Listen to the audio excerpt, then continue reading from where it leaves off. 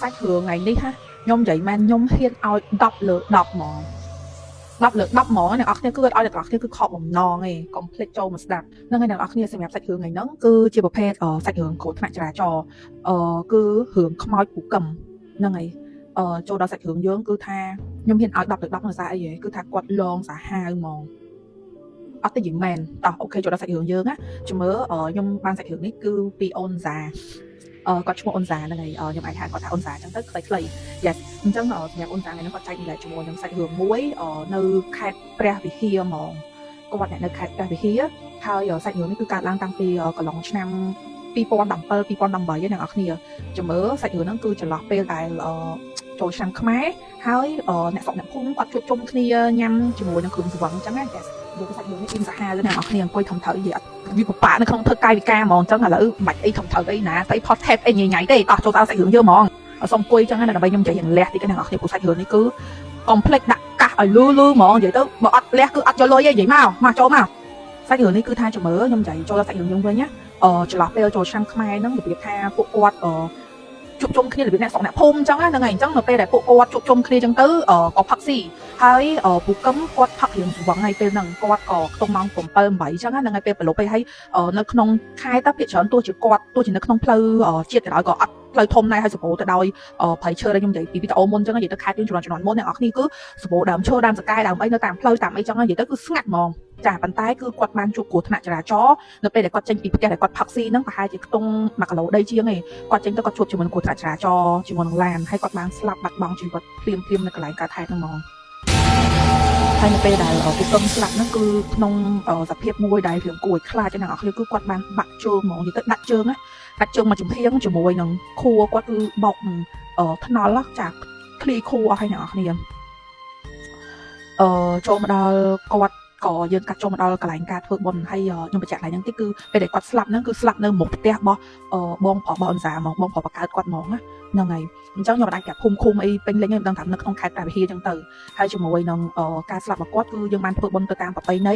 របៀបថាធ្វើបុណ្យធម្មតាទេហ្នឹងហើយក៏អត់មានជាធ្វើឲ្យគួរឲ្យខ្លាចអីដែរនិយាយទៅក៏អត់ទាន់មកណាអ្នកនរគ្នាអញ្ចឹងបានន័យថាក្រោយបុណ្យសពគាត់បានប្រហែលជា3យប់តែប៉ុណ្ណោះអញ្ចឹងបានន័យថាអត់ទាន់បានគ្រប់7ថ្ងៃហងណាប៉ុន្តែបើសិនជាយើងគិតទៅចូល5ថ្ងៃអ្នកនរគ្នាព្រោះបុណ្យសពបុណ្យអីទៀតអញ្ចឹងចូលដល់3យប់ទេហ្នឹងហើយអញ្ចឹងចូលដល់យប់ទី3គឺពូកឹមបញ្ចេញរិទ្ធហ្មង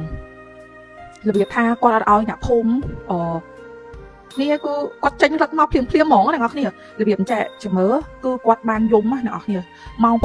8យប់ហ្នឹងរបៀបប្រឡប់គឺ7ម៉ោង8ហ្នឹងគឺប្រឡប់របស់អ្នកស្រុកគឺស្ងាត់ស្ងាត់ទេហើយផ្លូវខេត្តហ្នឹងគឺស្ងាត់មែនតើហ្មងអត់មានចរាចរណ៍ឡើងទេរបៀបថាស្ងាត់របៀបឡានមានមួយអញ្ចឹងមួយក៏បលលឿនហ្មងនិយាយចេះប៉ុន្តែជំរឿពូកឹមគាត់ចេញមកហ្នឹងគឺក្នុងដើរក្នុងភូម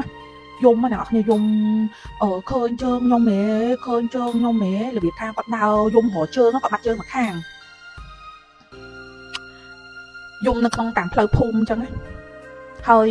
យក៏បានទៅសួរអ្នកនៅចិត្តរបៀបចិត្តផ្ទះហ្នឹងអញ្ចឹងហ្នឹងហើយសួរថាឃើញជើងខ្ញុំអត់របៀបសួរគេអញ្ចឹងហើយយំហើយនិយាយទៅអ្នកភូមិនៅក្នុងភូមិគឺខ្លាចហ្មងខ្លាចកន្លែងពូកឹមស្លាប់មែនតែនគឺគាត់របៀបថាឲ្យគេឃើញហ្មងហ្នឹងហើយយប់ឡើងអញ្ចឹងគឺគាត់ដើរយំនៅតាមផ្លូវនៅក្នុងភូមិហ្មងហើយក្នុងភូមិហ្នឹងរបៀបអត់មានគ្រួសារច្រើនទេរបៀបថាដីឡូធំអញ្ចឹងពួកគាត់នៅចន្លោះគ្នាដែរមួយភូមិហ្នឹងដូចជាមានតែ20 30គ្រួសារទេហ្នឹងហើយអញ្ចឹងគាត់របៀបថារៀងគួរឲ្យខ្លាចដែររបៀបគាត់យំហ្មងអត់តែយប់ឡើងគាត់មានអ្នកគេហ៊ានជិះចេញក្រៅផ្ទះណាទេគាត់យំឲ្យគេលឺហ្មងរបៀបយំចូលមកដល់សាច់រឿងសំខាន់នេះទៅបើកក្បាលហើយអ្នកនរគ្នាគាត់ទៅចេញទៅបានតិចគេគឺចូលដល់សាច់រឿងរបស់អូនសាហ្មងគឺអញ្ចឹងបងប្រុសគាត់ដែលខ្ញុំនិយាយមិញថា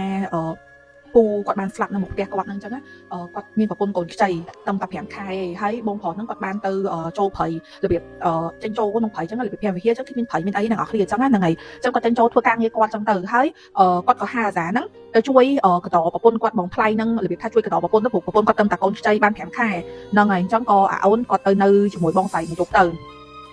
ដល់ពេលហើយអញ្ចឹងទៅក៏យប់ប្រឡប់ឡើងអញ្ចឹងម៉ោង7ឡើងចាប់ដើមមួយអេកូនង៉ែតអស់ហើយគឺឡើងទៅលើផ្ទះអស់ហើយនិយាយទៅគឺស្ងាត់ភូមិហើយហ្នឹងហើយចាប់ដើមឡើងទៅលើផ្ទះហើយណាហើយមីចែគាត់ផ្លិចជាមួយនឹងខោទឹកនោមមកអូននឹងក្រោមផ្ទះនេះរបៀបចឹងណាហើយក៏ឲ្យអាសាចុះមកជួយយកខោទឹកនោមប្អូនផងរបៀបក្មួយផងចឹងនឹងក្រោមហ្នឹងហើយអាសាក៏បានចុះមកមែនហ្នឹងហើយគាត់ចុះមកយកខោទឹកនោមចឹងណាគាត់ក៏ឆ្ងល់ឃើញងឹងនឹងក្រោមផ្ទះងឹងរបស់យល់ប្អូនហ្នឹងយល់ក្មួយហ្នឹងវាយល់ខ្លួនឯង អត់មានខ្យល់ទេខ្ញុំបញ្ជាក់ឡើងហ្នឹងតិចគឺគាត់បានបញ្ជាក់ដែរថាកន្លែងហ្នឹងគឺអត់មានខ្យល់អត់មានអីទាំងអស់អ្នកនរគ្នារបៀបថាអត់មានខ្យល់បក់និយាយទៅគឺស្ងាត់មែនតើហ្មងខែចាស់គឺវាក្តៅវាអត់មានខ្យល់អត់មានអីទេស្ងាត់ស្បែកលឹកឈើក៏អត់អង្គើដែរប៉ុន្តែងឹងគឺយល់ចេះងក់ចឹងយល់ងឹងណាអាសាគិតក្នុងចិត្តថាអូអត់ការទេអាចនឹងមានហើយអញ្ចឹងគាត់ក៏រកចំទឹកជើងអ្នកនរគ្នាគាត់របៀបចង់ហោមឲ្យមើលពីក្រោមទៅព្រោះចង់ឃើញខ្មោចដែរចឹងហីស្ទៀវដែរហ្នឹងអូតែជំនាន់ហ្នឹងគាត់តាំង3 4 10ទេ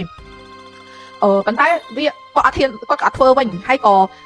អញ្ចឹងក៏យកអាខោទឹកនោមហ្នឹងរៀបរត់ឡើងមកលើផ្ទះហើយគាត់អត់មានភាពក្លាហានដែរពេលហ្នឹងប៉ុន្តែអ្នកនរគ្នានឹងឃើញគាត់ឃើញអីអត់គាត់បានឃើញពូកឹមឈរមុខផ្ទះហ្មងនិយាយដល់ឡើងនេះគឺចង់ខ្នងដែរនិយាយទៅគាត់និយាយប្រាប់ខ្ញុំគាត់គឺចង់ខ្នងគាត់ឃើញនេះផ្ទាល់ហ្មងគាត់ឃើញពូកឹមហ្នឹងនៅមុខផ្ទះគាត់ហើយឈរនៅមុខផ្ទះមិនមុខផ្ទះរបស់គាត់មុខផ្ទះរបស់បងប្រុសគាត់តែកន្លែងគាត់ស្លាប់ហ្នឹងណាហើយនឹងគាត់ធ្វើនៅក្នុងសកម្មភាពមិនអត់ឈរនៅក្នុងសកម្មភាពមិនអត់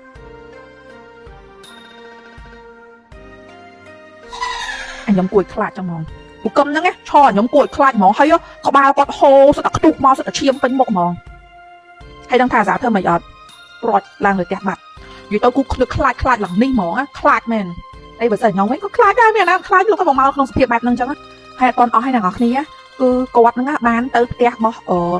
ម្នាក់ទៀតដែលឈ្មោះអាកឹមតែឈ្មោះដូចពូកឹមហ្នឹងចឹងប៉ុន្តែគ្រាន់តែគាត់ស្រីហើយក្មេងហ្នឹងហើយគឺទៅឲ្យអាផ្ទះម្នាក់ទៀតឬថាអ្នកភូមិមួយគ្នាហ្នឹងឃើញហ្មងហើយទៅសួរគេថា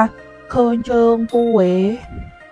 ហើយមកនៅក្នុងសភាពក្បាលសុទ្ធមុខសុទ្ធតែឈាមហើយបាត់ខួរលេងហ្នឹងអ្នកនរគ្នាព្រោះពេលហ្នឹងគឺពេលដែលគាត់គ្រោះថ្នាក់ចរាចរណ៍ហ្នឹងគឺបាត់ខួរបាត់អីអស់ហើយគាត់បោកក្បាលទៅវាខ្ទៀតខួរខ្ទៀតអីចឹងហើយដាច់ជើងខណៈទៀតហើយនេះសាច់រឿងគាត់ចត់ចែកមកពីសាច់រឿងអ្នកនរគ្នាសាច់រឿងទី1គាត់ថាសើឡងខ្លាំងឯងហើយគាត់អ្នកស្ដាប់ឯណាឡើងអ៊ីនគេមែនហ្មងនិយាយទៅពូកឹមគឺធ្វើឲ្យអ្នកភូមិគឺផ្អើលហ្មងហើយក៏ដល់7ថ្ងៃហើយអ្នកនរគ្នាគាត់ក៏បានទៅឲ្យកូនស្រីគាត់ឃើញកូនស្រីគាត់ហ្នឹងគឺជាមិត្តភក្តិជិតស្និទ្ធផងអាសាហ្មងកូនស្រីរបស់ពូកឹមហ្នឹងណាហើយគាត់បានទៅប្រមូលអាសាក៏បានប្រមូលកូនស្រីគាត់លេងអីចឹងប៉ុន្តែយកពេលលោកឲ្យមកខ្ទង់6 7ចិត្តអស់ទីទៀតប៉ុន្តែគាត់គ្រាន់តែឲ្យកូនស្រីគាត់របៀបគាត់ទៅលាកូនស្រីគាត់ចុងក្រោយពេលហ្នឹងកូនស្រីគាត់ហ្នឹងគឺស្ទុះឡើងលើផ្ទះមែនរបៀបឃើញឪពុកហើយយំនៅមុខផ្ទះហើយចឹងណាគ្នាក្មេងណាគ្នាខ្លាចដែរចឹងហ្នឹងហើយតែគាត់ណាមិនខ្លាចអីខ្លាំងទេប៉ុន្តែពេលហ្នឹងខ្ញុំគិតថាពូកឹមគាត់ទៅលាកូនគាត់ទេគាត់ទៅលាកូនគាត់ហើយក៏ពេលហ្នឹងក៏ស្ងាត់ទៅគឺឡើងមានរឿងគាត់កើតឡើងទៀតហើយដោយសារតែនៅក្នុងភូមិបានធ្វើបុណ្យធ្វើអីជូនទៅឲ្យគាត់ដែរចឹងហ្នឹងហើយអញ្ចឹងក៏ស្ងាត់សាច់រឿងពូកឹមទៅចាប់ត្រឹមប៉ុណ្ណឹងខ្លាចអត់ចាំជួបសាច់រឿងទី